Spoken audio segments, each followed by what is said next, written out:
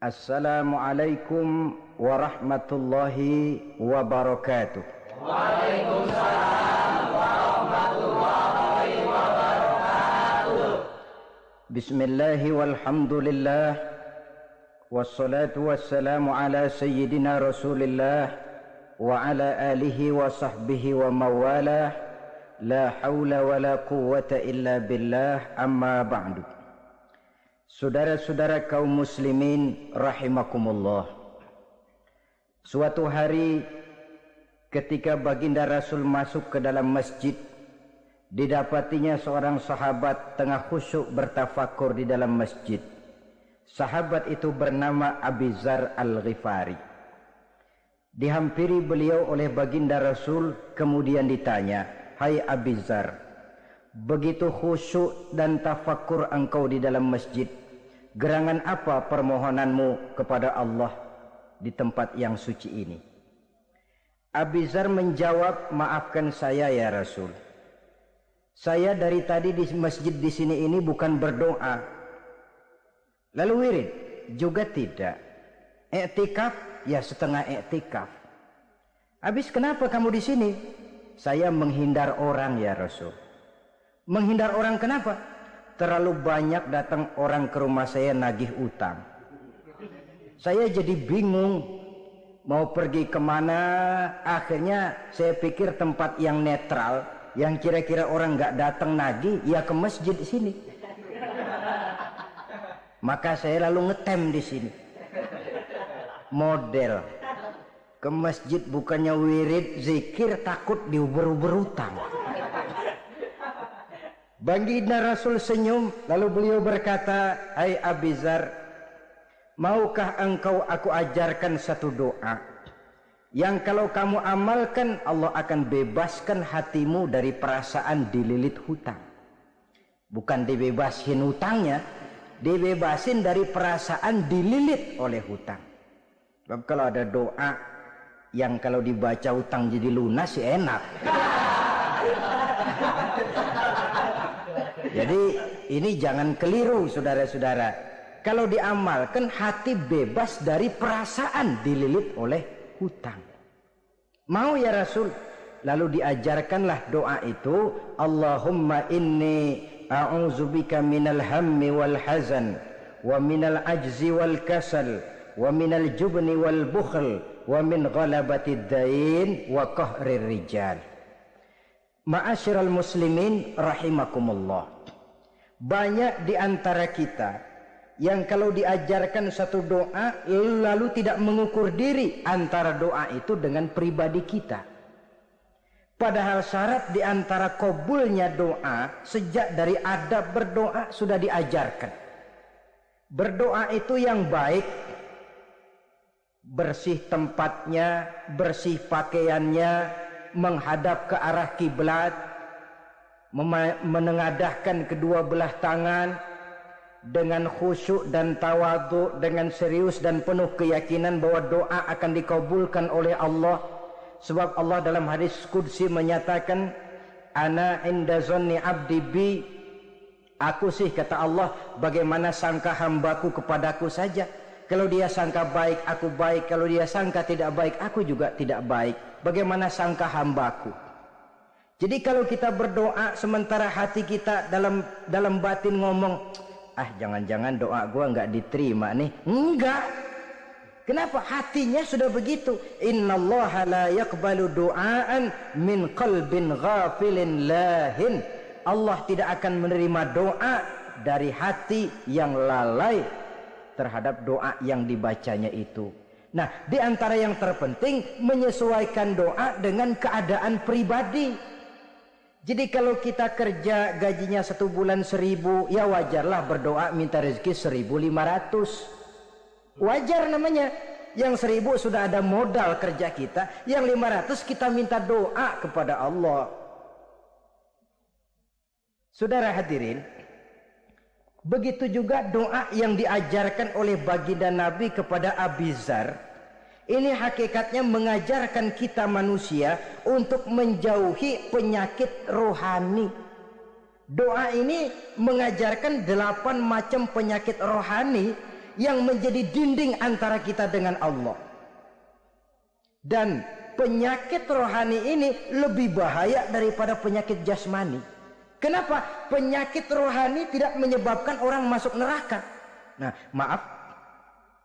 Penyakit jasmani tidak menyebabkan orang masuk neraka. Yang menyebabkan orang masuk neraka adalah penyakit rohani. Di akhirat itu nanti tidak ada penduduk neraka ditanya, "Mas, sampean kenapa masuk neraka?" "Ano Pak, saya di dunia dulu korengan."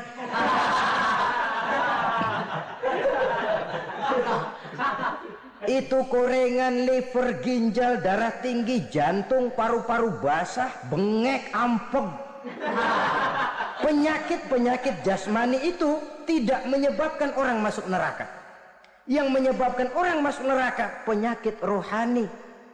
Apa namanya? Sombong, hasud, dengki, ujub, ria, merasa diri lebih hebat dari yang lain, tidak ikhlas. Itu penyakit-penyakit rohani. Maka di dalam doa yang diajarkan kepada Abi Dzar dan hakikatnya diajarkan kepada kita semua, Nabi menjelaskan 8 penyakit rohani. Saya sampaikan ini pada pertemuan kali ini karena sekarang penyakit rohani jarang mendapat perhatian. Sedangkan penyakit jasmani, anak kita pilek dikit pun sudah berangkat kita ke dokter spesialis anak. Kita pusing sedikit pun sudah berangkat kita ke dokter. Tapi rohani kita menjerit, batin kita menangis. Kadang-kadang kita pura-pura tidak tahu. Apa penyakit rohani yang ada dalam doa ini? Pertama, a'udzubika minal ham. Aku berlindung kepadamu ya Allah daripada sifat ragu-ragu. Sifat ragu-ragu penyakit batin.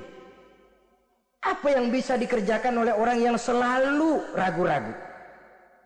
Bahwa sebelum bekerja harus menimbang, itu perlu.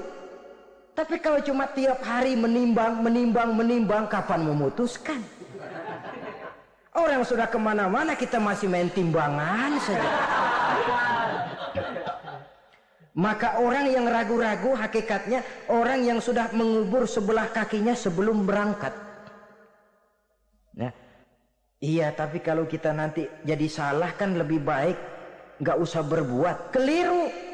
Salah karena berbuat lebih baik daripada tidak pernah salah karena tidak pernah berbuat. Saudara salah tapi berbuat masih lebih baik daripada tidak pernah salah karena tidak pernah berbuat. Saudara baca Quran salah lebih baik daripada nggak pernah salah karena nggak pernah baca Quran. Gua nggak pernah salah dong baca Quran. Bacanya kapan? Nggak pernah. Ya paham tuh. Oh, nggak pernah baca, kapan mau salah? Saudara hadirin yang saya muliakan, dan orang sering bilang kegagalan pada hakikatnya adalah keberhasilan yang tertunda. Jadi kalau kita gagal hari ini, besok kita harapkan tidak akan gagal.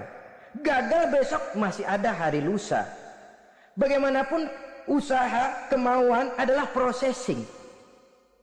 Apalagi usaha untuk memperoleh sesuatu yang bernilai tinggi, bermutu mulia, panjang jalannya, banyak akibatnya, besar godaannya. Processing untuk mencapai sesuatu yang mulia itu prosesnya tidak sekali jadi kayak orang makan cabai.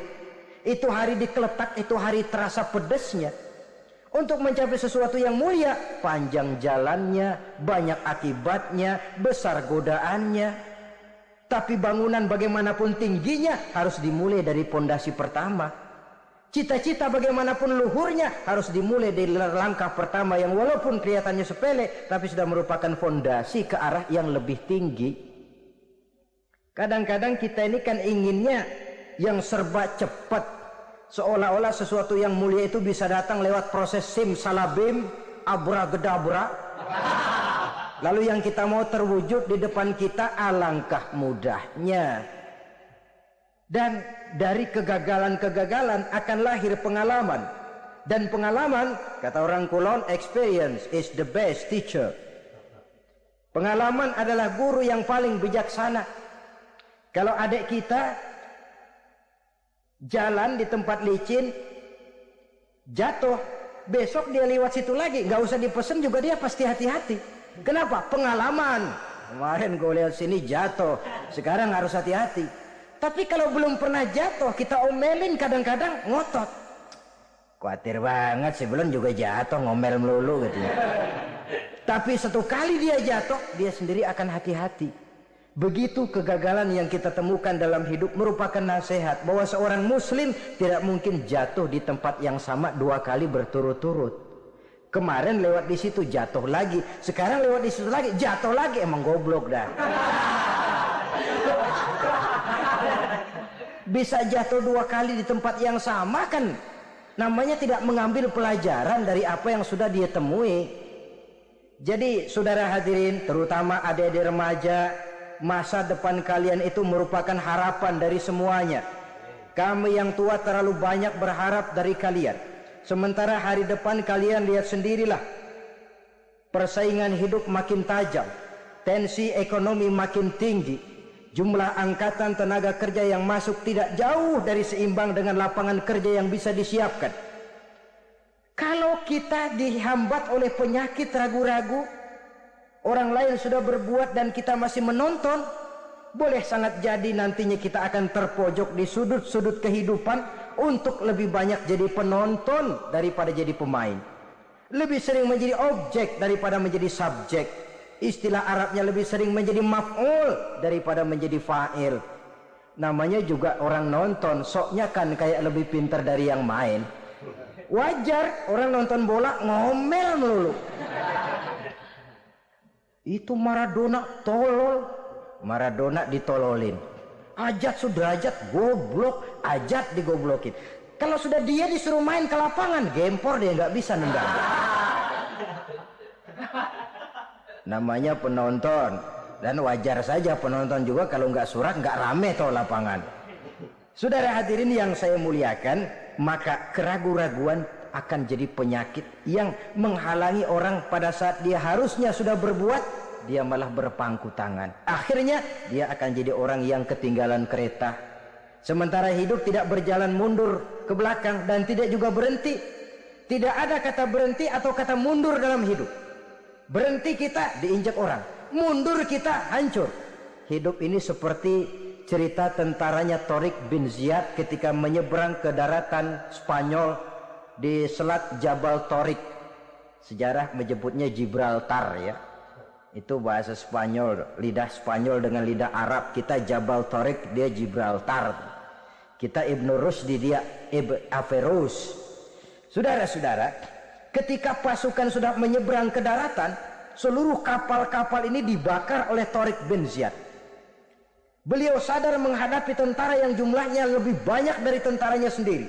Maka seluruh kapal dibakar, lalu beliau pidato di depan tentaranya. Ayuhan nas, ainal mafar, al-bahru min waraikum, wal adu amamakum.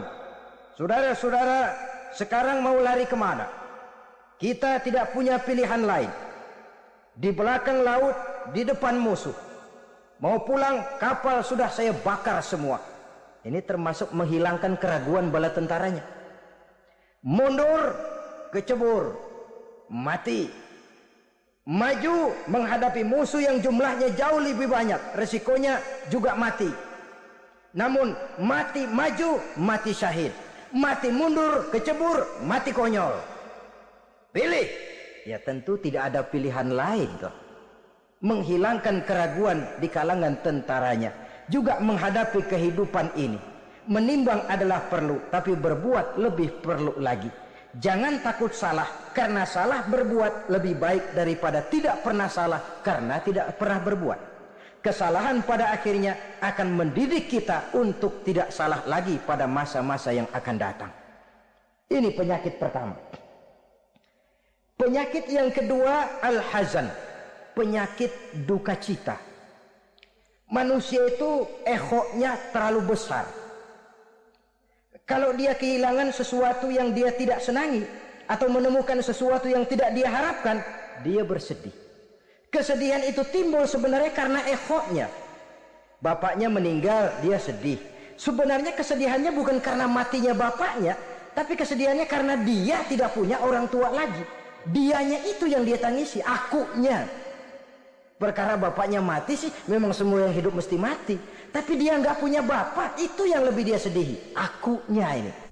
Ada orang yang senang terus dan tidak ada orang yang sedih terus. Dia berganti. Bahkan itulah yang bikin hidup ini nikmat. Coba kalau hidup ini isinya ketawa saja, monoton. Sebaliknya kalau hidup isinya cuma nangis saja, bagaimana rasanya? Tapi ada senyum, ada tangis, ada duka, ada suka. Itulah bumbu daripada kehidupan. Cuma tentu saja saudara-saudara, duka cita yang pada gilirannya akan membawa kebahagiaan, itu yang harus berani kita hadapi. Tapi duka cita yang tidak beralasan, itu yang jadi penyakit. Kayak sedih, takut miskin. Itu kan tidak beralasan. Sudah punya jabatan, takut merosot. Takut pensiun, dengar mau ada mutasi, gerusak-gerusuk. Kan itu yang tidak beralasan. Duka cita semacam itu tidak beralasan. Karena tidak sadar bahwa pada awalnya itu pun tidak dia miliki. Kalau duka cita itu akan membawa kebahagiaan, tidak perlu kita takuti. Satu contoh. Kalau di depan saudara saya sodorkan 2 gelas, yang satu isinya jamu, yang satu sirup. Kira-kira saudara minum jamu apa sirup? Jamu. Jamu apa sirup? Jamu. Orang yang berpikir panjang saya yakin pasti minum jamu. Pahit memang, getir memang waktu minum. Tapi besok badan sehat, tenaga kuat, gairah kerja ada, semangat hidup tumbuh. Ini orang Islam, orang yang berpikir jauh ke depan. Ke depan kemana? Dia tidak cuma mikir dunia. Dia mikir kubur, alam kubur. Dia mikir akhirat, maka dia berani minum jamu. Apa jamu itu? Puasa, jamu. Pahit. Emang enak banget puasa. Setengah mati. Sembahyang, jamu. Pahit. Sedekah, jamu. Pahit. Sekarang. Tapi besok kita pulang ke alam kubur. Ya Allah, nikmat alam kubur. Untung kemarin waktu di dunia minum jamu. Waktu di dunia sembahyang, kuburan terasa nikmat. Waktu di dunia sedekah, kuburan dipakein AC. Padahal cuman goceng sedekahnya.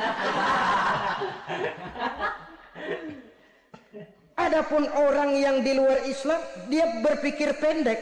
Yang dia lihat cuma yang di depan hidungnya saja.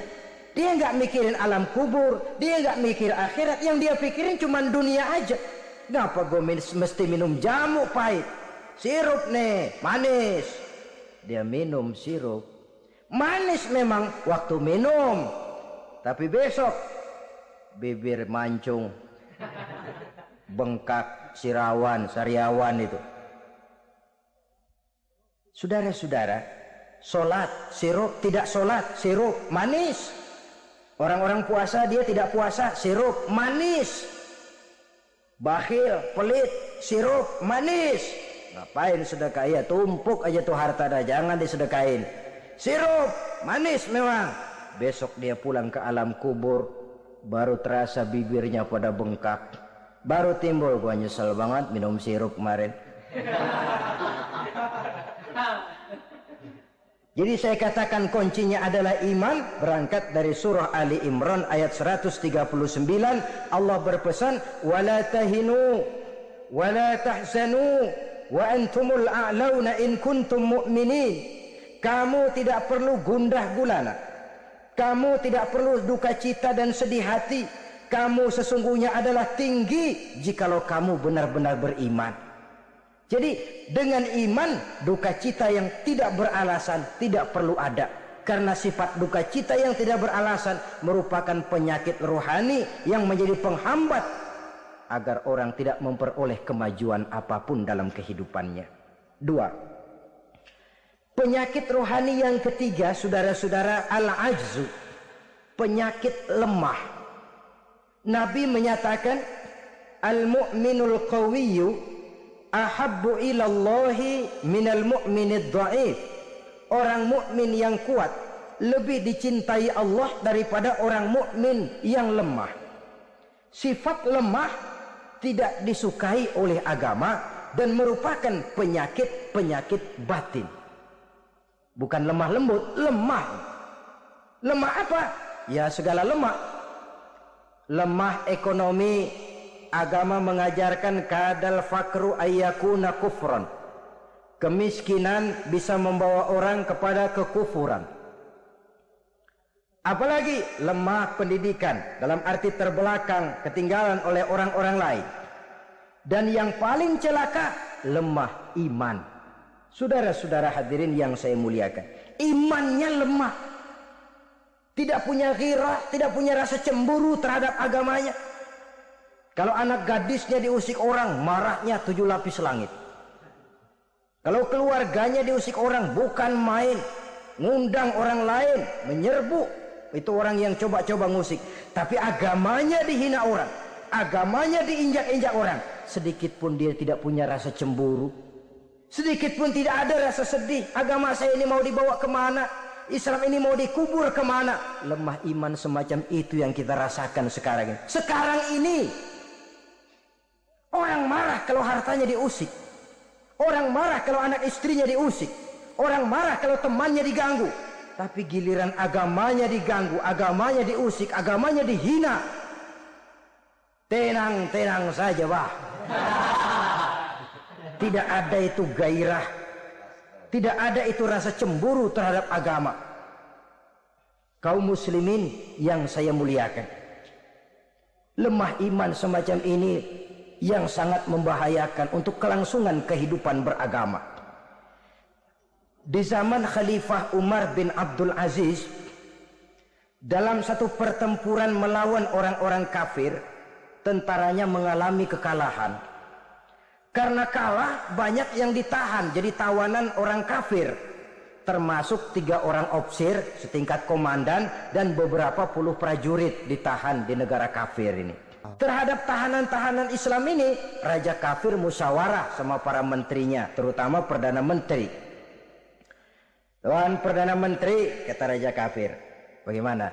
Ini tahanan-tahanan Islam yang enak kita apain? Ya terserah Tuan Raja, kita bunuh saja supaya habis urusan. Ya terserah Tuan Raja, tapi saya pikir-pikir soal bunuh sih gampang. Cuma apa tidak lebih baik kalau mereka kita bujuk saja supaya ikut ke dalam agama kita, meninggalkan Islam agamanya, meninggalkan Khalifah Umar bin Abdul Aziz sebagai pemimpinnya. Itu namanya kita sudah berprinsip senjata makan tuan. Nanti kita pasang mereka untuk menghantam orang Islam sendiri. Pikir aja, betul juga Perdana Menteri. Iya, bujuk saja mereka. Caranya bagaimana? Adili saja di pengadilan secara terbuka supaya jatuh mentalnya, dia mau keluar dari Islam, ikut ke dalam agama kita. Baik, diadili secara terbuka. Yang hadirin langsung raja kafir, dihadiri oleh banyak tentara-tentara kafir. Yang mula-mula diadilin 3 orang komandan ini. Ofisir pertama maju ke depan. Maju komandan pertama. Ofisir, saya Tuan Raja. Kamu tahu siapa kamu sekarang? Saya tahu, saya tahanan. Iya, soal tahanan bisa diatur kan? Bisa diatur bagaimana Tuan Raja? Kamu mau nggak ikut saya? Meninggalkan Islam sebagai agamamu, meninggalkan Khalifah Umar bin Abdul Aziz sebagai pemimpinmu.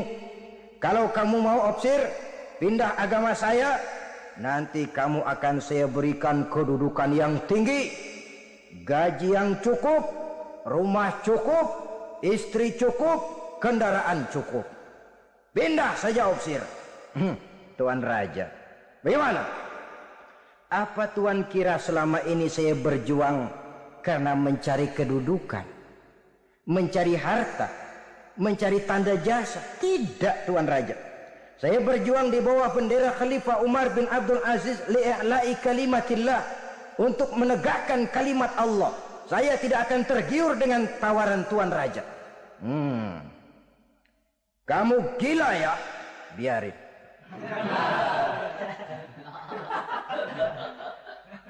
Kamu berani? Dari kemarin. Ofisir, kalau kamu tetap dengan pendirian kamu akan saya bunuh. Silahkan Tuan Raja. Lebih baik nyawa terpisah dari badan, asal iman jangan berpisah dari hati. Gila ini, biarin, bunuh. Datang Algojo, dipancung kepalanya, putus lehernya dengan badannya pisah. Jatuh kepala itu ngegelinting ke bawah, muter kepala itu kayak orang tawaf sambil ngaji baca Quran. Tinggal kepalanya saja pisah dengan badan, masih sempat ngaji. Sampai raja kafir bingung, minggir, ini ada kepala ngaji. Ayatnya yang dia baca, ya ayyatuhan nafsul mutmainnah irji'i ila rabbiki radiyatan mardiyah. Wahai jiwa yang tenang, kembalilah kamu menghadap Allah dengan ridho dan diridhoi. Engkau gugur sebagai syahid, tidak tergiur oleh bujukan harta, tahta dan kedudukan. Niatmu ikhlas karena Allah, kembalilah menghadap Allah dengan ridho dan diridhoi.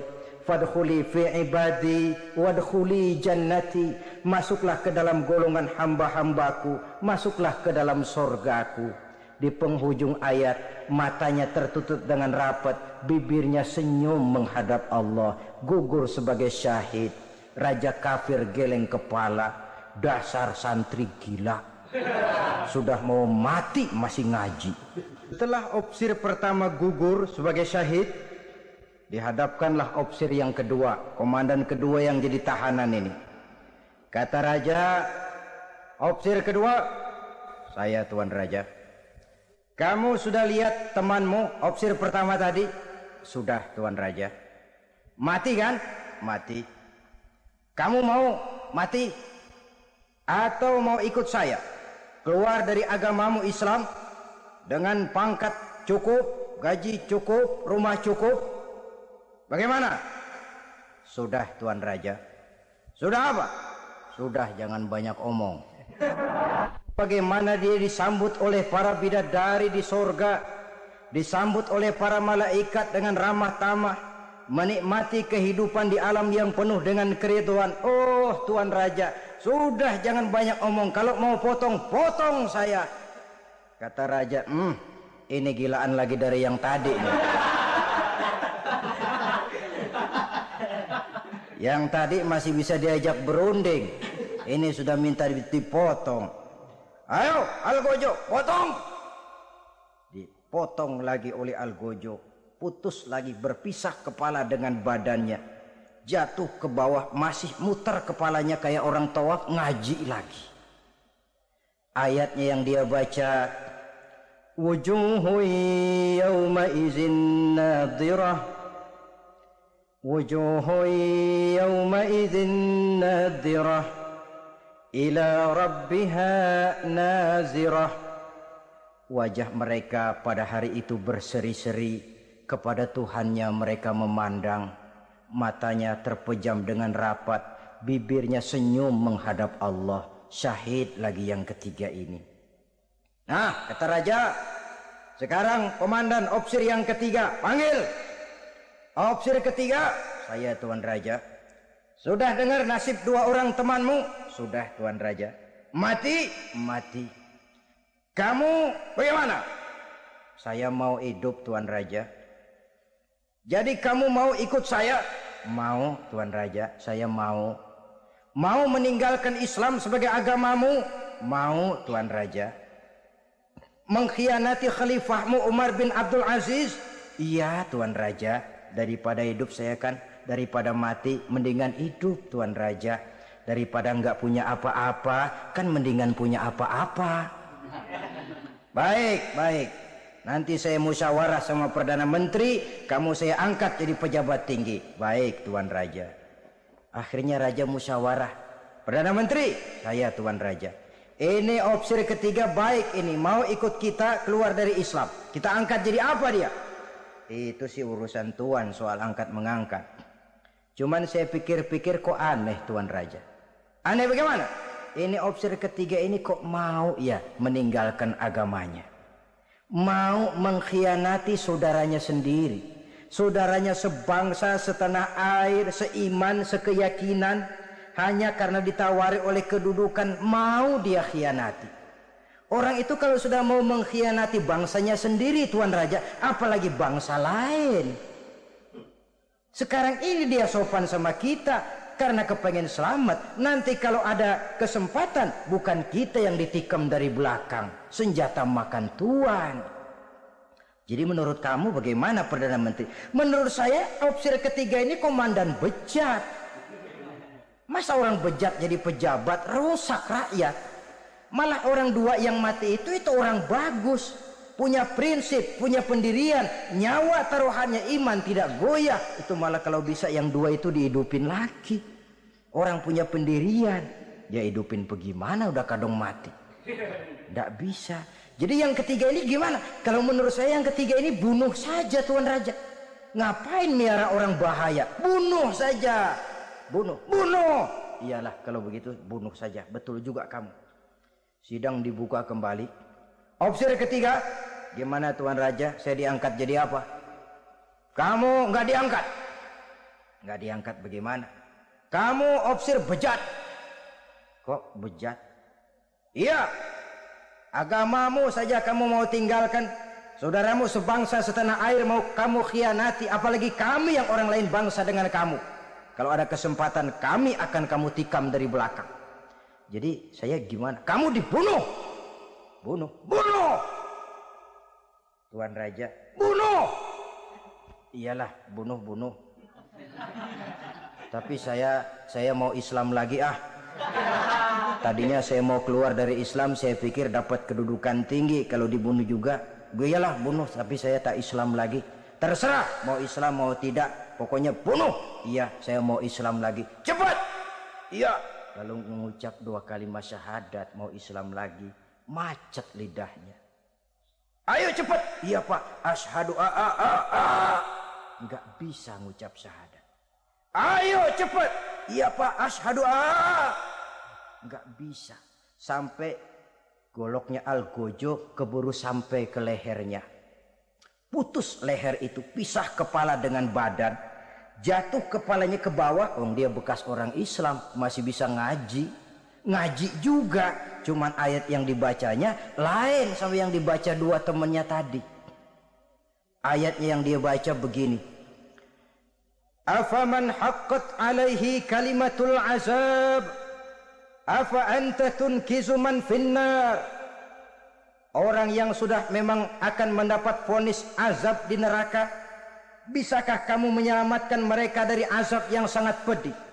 Bertahun-tahun dia berjuang untuk Islam di bawah kepemimpinan Umar bin Abdul Aziz dengan niat li'la'i kalimatillah. Tapi di akhir perjuangannya dia tergoda oleh harta dan kedudukan. Dia keluar dari Islam dan dikala itu ajal datang merenggut nyawa, dia mendapat su'ul khatimah, matinya ke dalam neraka. Na'udzubillah min dzalik. Ini termasuk lemah iman, saudara-saudara. Dan itu penyakit yang bahaya. Biar lemah ekonomi, biar lemah pendidikan, kalau iman kuat, insya Allah masih ketolong.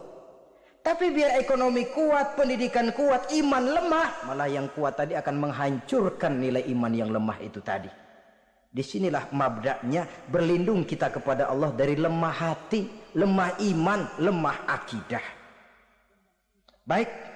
Penyakit rohani yang ketiga, wa a'udzubika minal kasal. Aku berlindung kepadamu ya Allah daripada sifat penyakit malas. Malas adalah penyakit batin. Santai perlu, refreshing perlu, tapi kalau tiap hari santai, apakah kita akan jadi generasi santai? Dan persoalan apa yang bisa kita selesaikan dengan posisi santai? An-Nisa ayat 95 menegaskan, la yastawil qa'iduna minal mu'minina ghaira ulid darari wal mujahiduna fi sabilillah.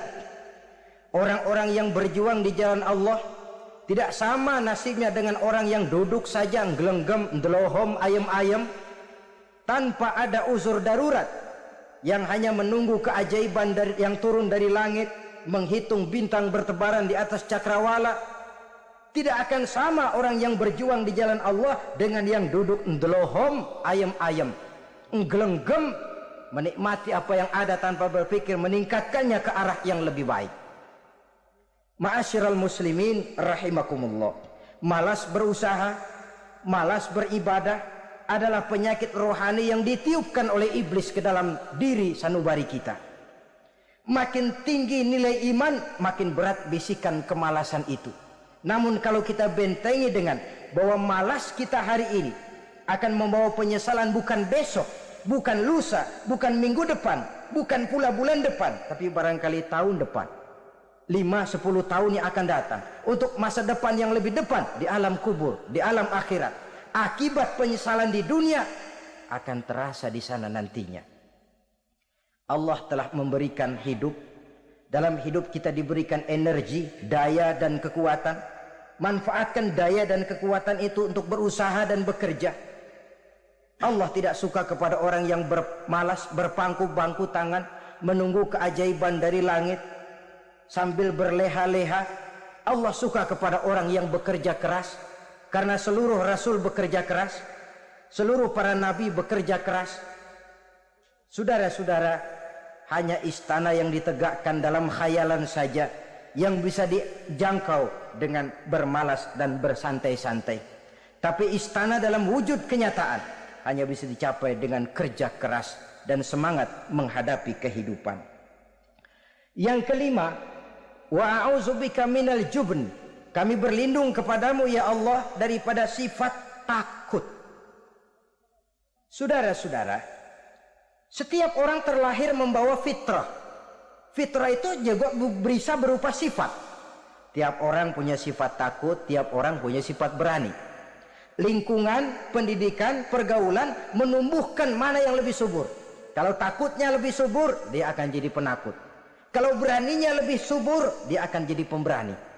Masalahnya sekarang kapan kita harus berani, kapan kita mesti takut, kan itu saja. Bahwa semua orang punya sifat berani, sebagaimana semua orang punya sifat takut, itu real. Tapi kapan kita harus berani, kapan kita harus takut?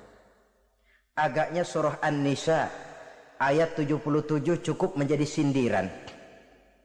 Falamma kutiba alaihimul qitalu iza fariqum minhum yakhshawna an-nasa ka khasyatillahi au ashaddu khasyah. Manakala diwajibkan kepada mereka berjuang, maka sebagian daripada mereka takut kepada manusia seperti mereka takut kepada Allah, bahkan lebih takut kepada manusia daripada takut kepada Allah. Ini kan takut yang tidak beralasan. Tengoklah zaman sekarang, mereka yang menebarkan maksiat punya keberanian, mereka yang bergelimang di lumpur dosa punya keberanian, mereka yang melakukan penyelewengan dan menyesatkan manusia punya keberanian. Kenapa kita yang punya niat menegakkan kebenaran, membela yang hak, menjalankan sesuatu yang kita yakini sebagai benar, kadang-kadang dihantui oleh perasaan takut? Takut semacam ini yang jadi penyakit rohani. Mereka berani terang-terangan membuka judi. Mereka berani terang-terangan di tengah jalan umum membuka botol minum minuman keras dan mabuk sempoyongan. Mereka berani terang-terangan di tempat ramai merampok dan menodong. Mereka berani korupsi, memakan uang yang bukan haknya. Mereka berani untuk sesuatu yang sesat dan menyesatkan. Kenapa kita tiba-tiba di hadapan sesuatu yang kita yakini benarnya kita jadi lemah, kita jadi takut, lebih takut kepada manusia daripada kepada Allah? Padahal terkena kita penjara manusia paling banter seumur hidup kita. Tapi penjara Allah, nerakanya Allah, azabnya Allah, bukankah sesuatu yang mestinya harus paling kita takuti? Oleh sebab itu terutama generasi muda, bangkitlah, tegakkan yang ma'ruf, hancurkan yang munkar sesuai dengan kemampuanmu, dengan cara yang bijaksana tentunya, tidak dengan cara yang frontal. Tapi yang saya maksud, kalau mereka yang berdiri di kubu kemunkaran punya keberanian, kenapa kita yang berdiri di atas yang hak dan benar kadang ragu kalau kita tidak takut sama sekali? Saudara-saudara kaum muslimin rahimakumullah, oleh karenanya kita takut, memang takut kalau harus melanggar perintah Allah, Kita harus berani pada saat kita merasa melaksanakan apa yang diperintahkan Allah. Berani terhadap melaksanakan perintahnya, takut kalau sampai melaksanakan larangannya. Jadi ada waktunya kita berani, ada waktunya kita takut. Dengan demikian, sifat penakut ini menjadi handicap, menjadi penghalang yang menghalangi kita daripada kemajuan dan kemajuan. Iya, Islam sih Islam, Pak. Tapi kalau nanti saya dipecat, anak saya makan apa, Pak?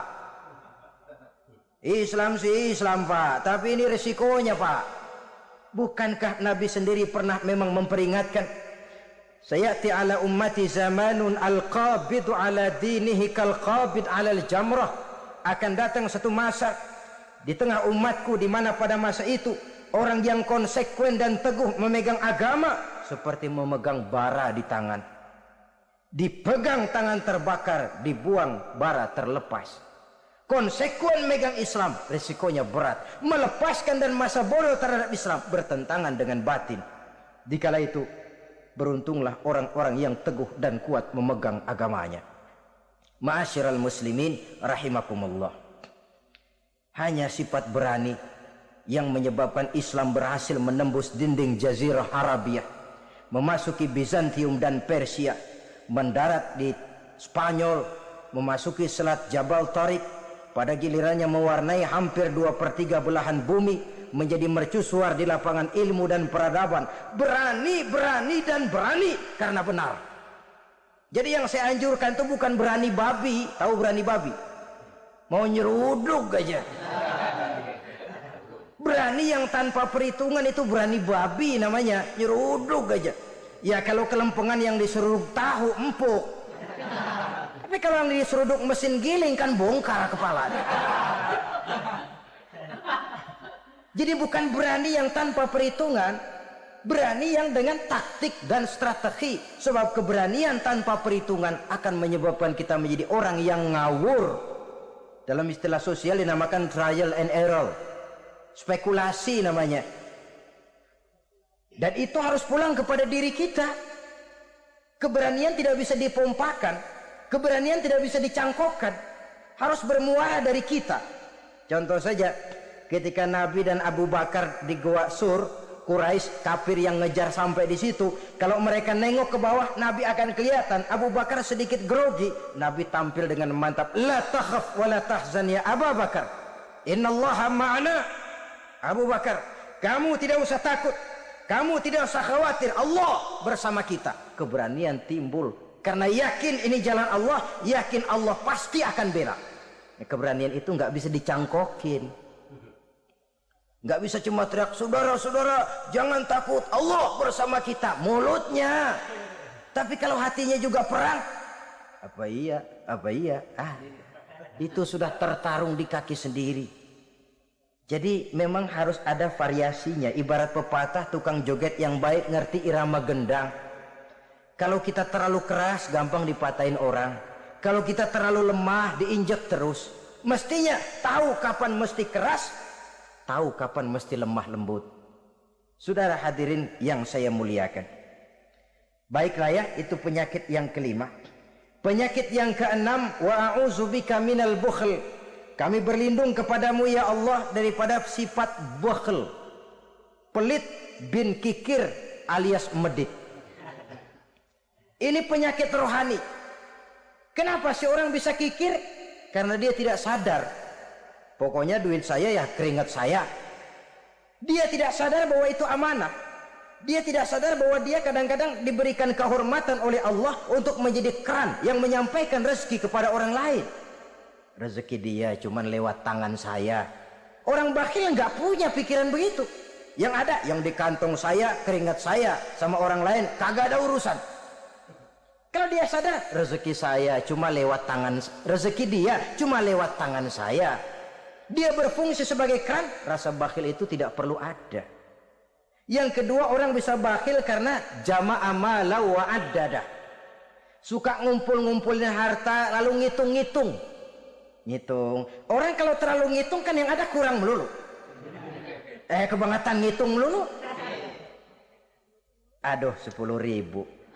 Kalau 15.000 aja enak aturnya nih. Dapat 15.000, tanggung dikit lagi, kalau 20 aja cukup dah nih. Yang nggak pernah cukup sesungguhnya. Jama'a malan wa addadah. Kalau sudah kesina, dia akan sampai kepada yahsabu anna malahu akhladah. Dia akan menyangka bahwa harta itulah yang bisa mengekalkan dia. Ya, mengekalkan kebahagiaannya, ya mengekalkan keluarganya, ya mengekalkan umurnya, ya mengekalkan kehidupannya sampai kepada tahapan keliru. Kalau sudah begitu, berat pisah sama harta. Duitnya 100.000, hilang 1.000. Yang hilang doang tuh yang dia pikirin. Yang masih ada yang 99.000 dia nggak ingat. Waduh, mati gua. Ngapa? Duit 1.000 hilang, mati gua. Mati. Padahal yang ada ketimbang yang hilang masih lebih banyak yang ada. Hilang itu yang 99, yang 1.000 yang dia ingat. Hilang 1.000, mati gua dah. Mati katanya. Kalau datang orang gantiin, lo jangan sedih dah nih, digantiin 1.000, makin kencang nangisnya. Kenapa nangis? Kenapa bikin nangis? Coba yang tadi nggak hilang jadi 2.000 kan. Ingat yang tadi hilang. Kapan syukurnya kalau sudah jama'a malan wa addadah? Prosesnya akan sampai kepada yahsabu anna malahu akhladah. Memang harta itu bisa mengekalkan kita. Kapan? Kalau dia kita belanjakan di jalan Allah. Itu harta yang mengekalkan kebahagiaan. Kita berikan dia kepada yatim piatu. Kita berikan dia memperbaiki jalanan umum. Kita berikan dia membangun puskesmas. Kita berikan dia membangun masjid, pondok-pondok pesantren, memakmurkan majelis-majelis taklim. Itu harta yang mengekalkan kita. Adapun yang kita belikan, ya belikan pakaian pangkatnya topo. Bagus benar. Sekarang 4-5 tahun yang akan datang, lari ke dapur. Bukan dibersihin, ngebersihin. Makanan yang paling enaknya waktu di tenggorokan. Sudah masuk ke dalam perut, sudah nggak ada bedanya singkong dan sate. Malah besok pagi keluar bauan sate daripada singkong. Bedanya makanan cuma di kerongkongan saja. Saudara hadirin yang saya muliakan, jadi kalau sadarlah kita bahwa karunia yang datang itu memang amanah Allah, kenapa harus bakhil? Bahwa rezeki orang harus lewat tangan kita, kenapa harus mengelak? Tidak ada orang jatuh miskin karena dia dermawan. Tidak ada orang jadi susah karena banyak menolong orang. Karena mungkin keberkahannya yang penting itu.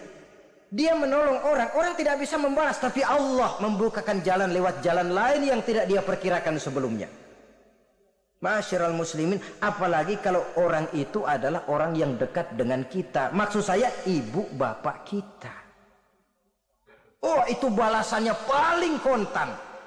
Berbuat baik kepada ibu, berbuat baik kepada bapak.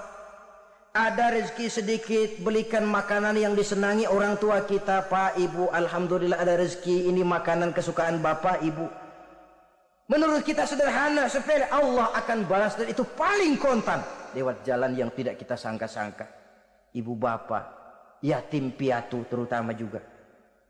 Saudara kaum muslimin rahimakumullah. Oleh karenanya, sekali lagi tidak ada orang jadi kaya karena dia kikir, pelit. Kenapa sih tuh orang jadi miliuner? Oh, dia dari muda pelit banget. Tidak ada. Dan tidak ada orang jatuh bangkrut karena rajin sedekah. Kata Nabi, inna sedaqatal mar'il muslim tazidu fil umri wa tadfa'u mitata su'i. Sesungguhnya sedekahnya seorang muslim bisa menambah panjang umur dan menyelamatkan orang dari mati secara su'ul khatimah. Panjang umur bisa artinya jumlahnya tambah, bisa berarti walaupun orangnya sudah mati, namanya tetap hidup dikenang orang kebaikannya. Itu pun panjang umur namanya. Namanya tidak hancur walaupun jasadnya hancur masuk ke dalam tanah dimakan oleh cacing tanah. Namanya akan hidup terus, bahkan ditulis dengan tinta emas dalam sejarah. Bakhil, pelit adalah penyakit batin. Dokternya agama dan kemauan diri merubahnya dengan sadar bahwa karunia adalah amanah. Ini penyakit bakhil nggak bisa ke rumah sakit, ke rumah dokter medis. Dokter, saya punya penyakit pelit, bagaimana ngobatinya? Suntik. Ya, tidak bisa. Suntiknya adalah agama, saudara-saudara. Yang ketujuh, wa min ghalabatid dain. Nah, inti doa itu.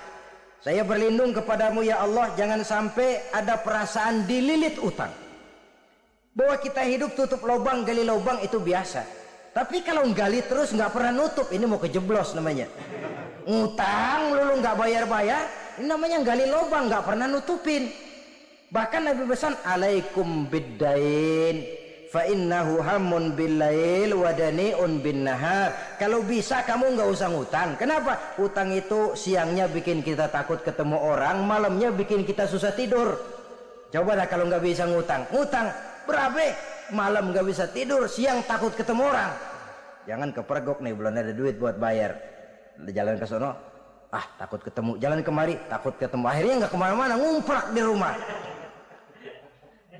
Tetapi adat hidup saudara-saudara, apalagi kita yang ekonomi menengah ke bawah, biasa adat hidup itu tutup lubang gali lubang, saling menerima saling memberi. Tapi yang diajarkan oleh agama, oke, gali lubang silakan asal bisa nutupin. Kalau tiap hari gali lubang dulu kan kejeblos akhirnya. Oleh karena itu, apalagi hutang ini menyangkut hukukul adami, hak manusiawi, itu di akhirat nanti ya taubatnya lebih sulit. Kalau saudara dosa kepada Allah, taubatnya cuma 3 syaratnya. Nyesel, berjanji tidak akan ngulangi, meninggalkan perbuatan jahat. Tapi kalau menyangkut hak manusia, syarat taubatnya 4. Saudara mencuri sendal, syarat taubatnya nyesel, berjanji tidak akan mengulangi lagi, meninggalkan perbuatan mencuri, lalu yang keempat, sendal orang pulangin. Atau minta maaf dan minta ridho dari yang bersangkutan. Sebab ini menyangkut hukukul adami, hak manusiawi. Nggak bisa saudara nyolong sendal, taubat langsung kepada Allah, taubat Tuhan, nggak lagi-lagi nyolong sendal. Tapi sendal orang dibekap terus, ya belum. Nah, termasuk masalah hutang ini. Ma'asyiral muslimin rahimakumullah. Jadi silahkan gali lubang, asal ada kemungkinan untuk nutup. Dan pada saat kesempatan untuk nutup datang, tutup dulu supaya besok bila bisa gali lagi. Sebab kita kadang-kadang kalau ngutang, begitu datang rezeki aja giliran mau bayar, rasanya kan berat. Masih ada keperluan lain. Datang yang lagi, aja dah bang, tar. Datang lagi, sok. Datang lagi, tar. Datang lagi, sok. Kalau tar sok saja, nembak terus, ya kapan-kapan mau kita bisa tutup itu lubang. Ma'asyiral muslimin rahimakumullah. Yang terakhir, penyakit batin, waqah rijal. Kami berlindung kepada-Mu ya Allah, jangan sampai kami hidup di bawah bayang-bayang orang lain. Jangan sampai kami hidup di bawah pengaruh orang lain. Hidup disetir orang lain. Badan merdeka tapi jiwa budak. Badan merdeka tapi mental budak. Kita hidup jadi robot. Kemana saja yang nyetel arahkan, ke situ kita berangkat. Hidup tanpa prinsip. Qahri rijal. Hidup jadi bayang-bayang bagi orang lain, alangkah tidak nikmatnya. Kehilangan kepribadian, tidak punya sikap mandiri. Itu pun penyakit rohani. Karena pada akhirnya nilai kita ditentukan oleh kepribadian kita. Kebesaran tidak bisa dengan nyempeng kepada orang lain. Kekayaan tidak bisa dengan mengakui leluhur. Pribadi kita, sepanjang kita masih hidup di bawah bayang-bayang orang lain, sepanjang itu kita tidak akan pernah punya kepribadian. Dan bila kita tidak punya kepribadian, maka orang tidak akan pernah mencatat kita dalam kehidupan ini. Nah, inilah pertemuan kita yang singkat. Mudah-mudahan ada manfaatnya. Terima kasih dan mohon maaf. Wassalamualaikum warahmatullahi wabarakatuh.